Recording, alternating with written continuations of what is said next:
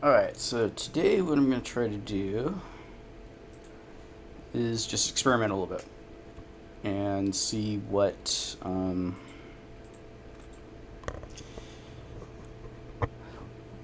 files that I've built in package source can be used to replace libraries specifically. That can be used to replace libraries that are in Haiku, so the developers will know if they want um, if it's gonna break something, if they change something, they can see here. So the way I'll test it actually is I'll replace the library, and then if it doesn't crash immediately, then that's a sign, and then I'll reboot after I don't know about it, every replacement. Maybe not. Depends on how tedious it is. So I have here. I've mounted my other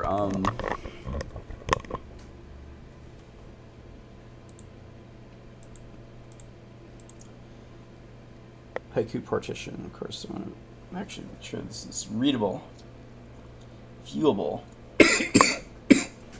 and within view. Let's bring it forward, I guess. Okay.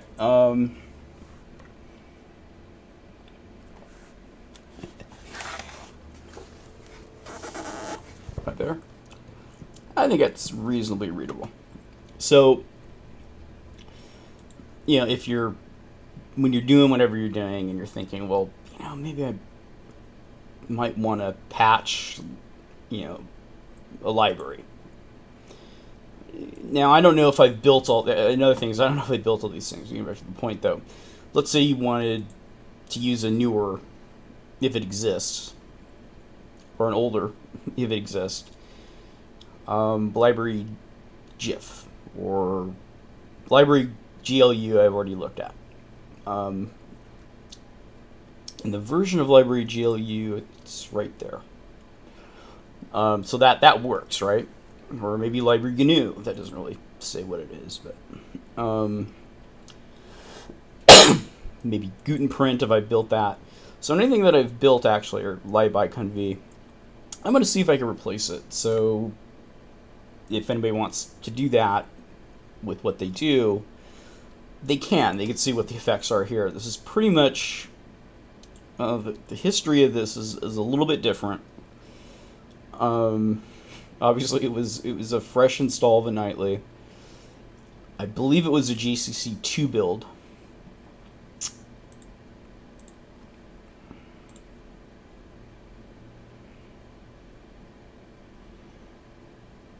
I'm pretty sure it was. Yeah, because when it boots up, it'll say Haiku, right? And it then what ended up happening is I went in, I uninstalled, as I explained before. Let's do this again. I uninstalled the Z library so I can get right access to the system. I mounted this originally GCC 2 build from my other Haiku installation, and I copied into it pretty much all the GCC 4 components. And maybe I ought to just do that from scratch to start with, and then I'll be doing the subbing out of stuff one at a time, so people could actually see on camera that this works. It's not just me saying it. And then what the effects are. Obviously I'm in a unique position, so I might as well try to get some at least good information out of it.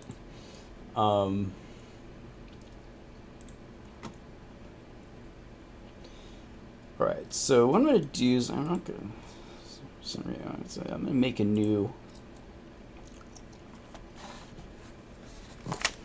let's call it Haiku Experiment. Actually, you know what? I'm going to just clone one of these, and I'll remove the disk and I'll make a new one. So I don't want to get the settings wrong. I have to look it up and everything like that. So let's see. Can I clone?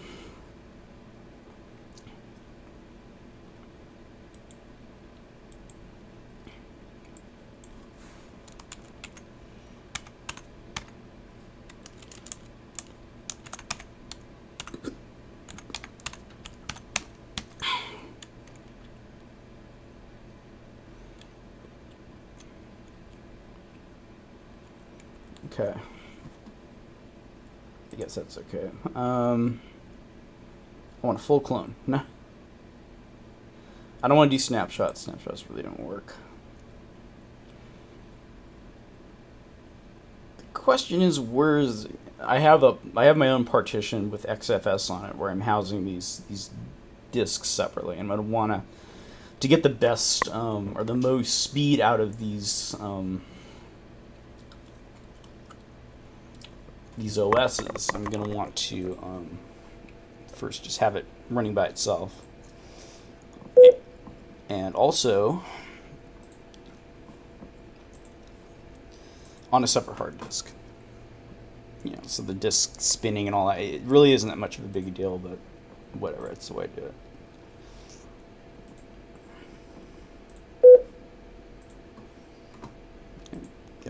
I'm even going to turn off Windows 8 for this. I'm not really doing a speed test, so whatever. Alright, 44 minutes remaining to clone.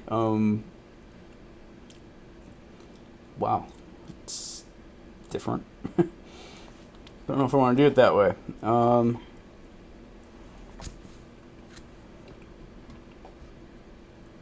Yeah, let's just cancel that. Alright, I'll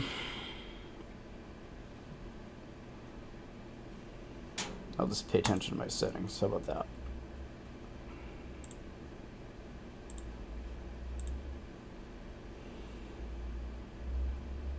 I'll probably give it 4 gigs of RAM. I'll just look at it. Okay, new.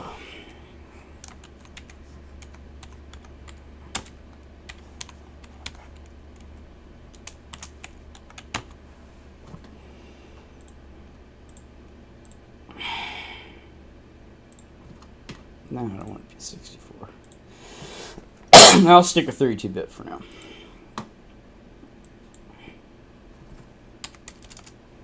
I'll give it the max memory it could take. I'm not going to hit the virtual hard disk yet. And there's experimental haiku. All right.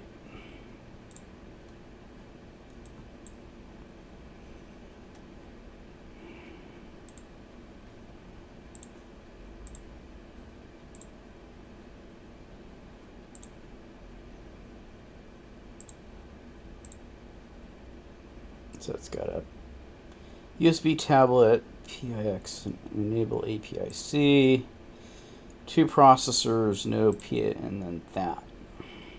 I'll do one at a time. PIX, USB tablet, enable that.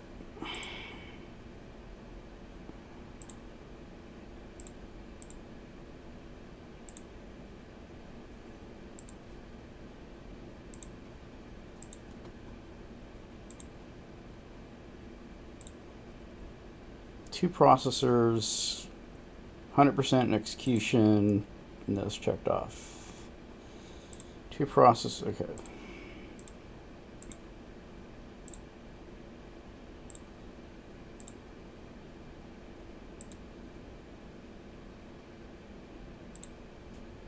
Don't think that was checked off. And of course, if it's better that that is checked off, then that is a mistake that I've made, obviously. Alright, what's after that? Storage, I'm going to make a drive, use host input output cache, PX4. I'll make something like that. Audio will be enable pulse ICH. Okay, go down here. Alright, no difference there. Network, bridged, driver ENO1, no other adapters. And that's an important thing when you're doing VirtualBox anyway. I've really actually only found that bridge is the only thing that really works, and not just with Haiku, I mean with anything. Alright, serial, don't really have anything done there. USB, got the 2 going, and I'm not, well, I guess I tried to do it, but it really didn't work.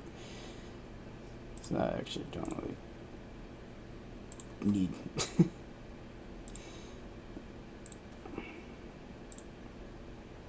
Nope. What am I doing?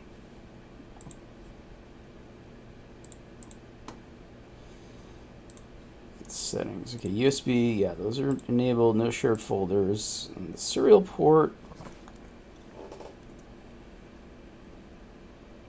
would be if I had, like, you know, one of these printers that connects to the back, or a modem or something like that. So I think I'm pretty much ready. I just need to create a disk. And I also got to get, you know, choose a CD to use, install this thing with. I don't know if I want to take the time to download it. Okay, let's see. Create a new disk.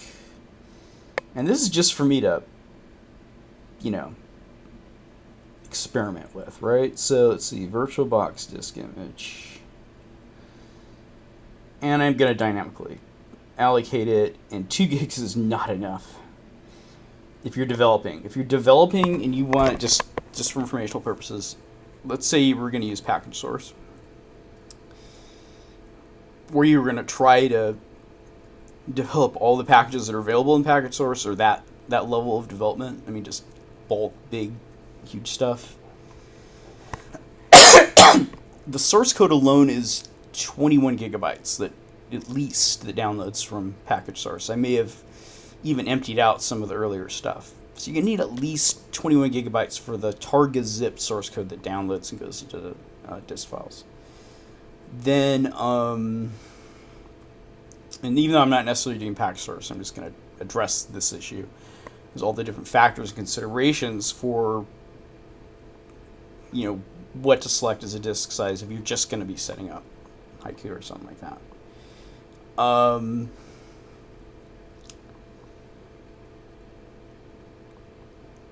A base installation of Haiku doesn't take a lot of space. It doesn't really need 2 gigabytes, but if you want to add things to it, if you're going to build as many packages as I did, I have 20 gigabytes remaining. I've mostly emptied out the disk file. I almost ran out of space. I have some unzipped source code that I haven't really determined how much space it's taking. Let's just say 10. I haven't even really determined how much space my packages take, but I have a little over 6,000 built. In general, I mean, if you're going to be hardcore developing and not wanting to delete your downloaded dist files, you're going to keep all the source unzipped in the directories in which you've attempted builds. You're going to keep your packages on the system. I'm almost ready to say you might need 200 gigabytes to do that. And that's, you know, pretty much downloading all the open source software that's available on the internet and putting it on your hard disk, unzipping it and keeping the original packages, and making packages on top of it, plus installing it. Maybe 250. For my purposes here, 2 gigs is going to be just fine. Well, probably, because I'm going to mount the other hard disk in which I have all the stuff that I've built, so I could swap out and trade stuff. Every once in a while, just I'm going to pause to look to see how big my file is, because if it gets, it's already at 1.3 gigabytes. That is crazy. So, alright, and I'm going to put that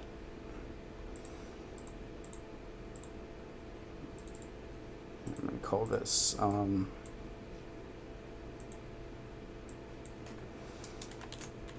Haiku Experimental.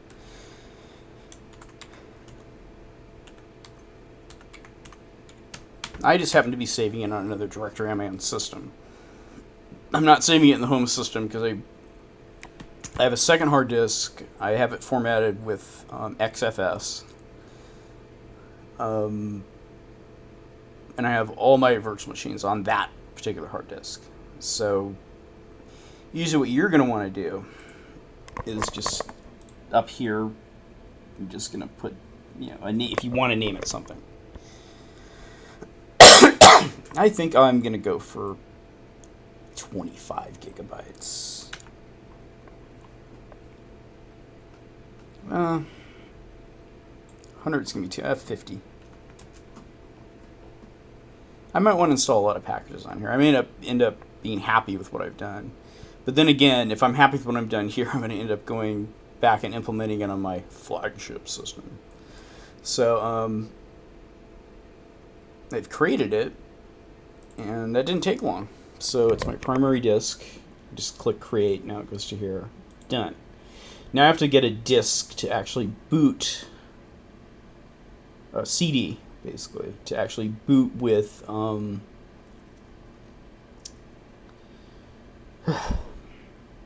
Haiku and then install it. So what I'm going to do is, realistically, and actually since I've built all this stuff with GC4, I'm going to use GC4. I'm not going to go 64-bit yet. I probably should, but I'm going to stick with this. It's just too far of a stretch to do one thing at a time. Okay, GC4 is a little more realistic than pushing things to 64-bit. Go to the Haiku Nightlies.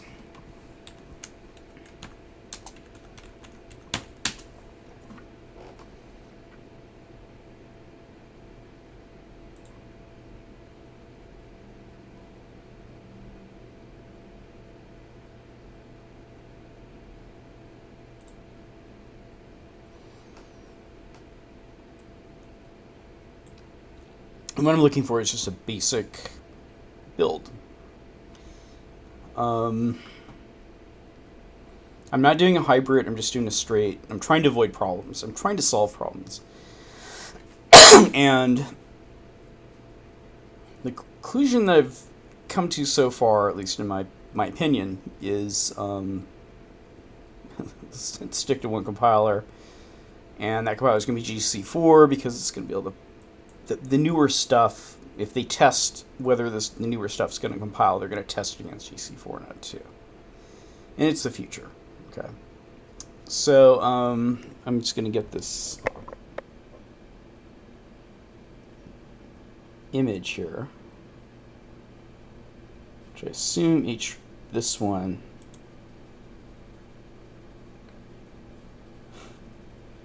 Doesn't really have a date to it, but since it's at the top, I probably would assume it's fairly new. So I'm just going to get the ISO.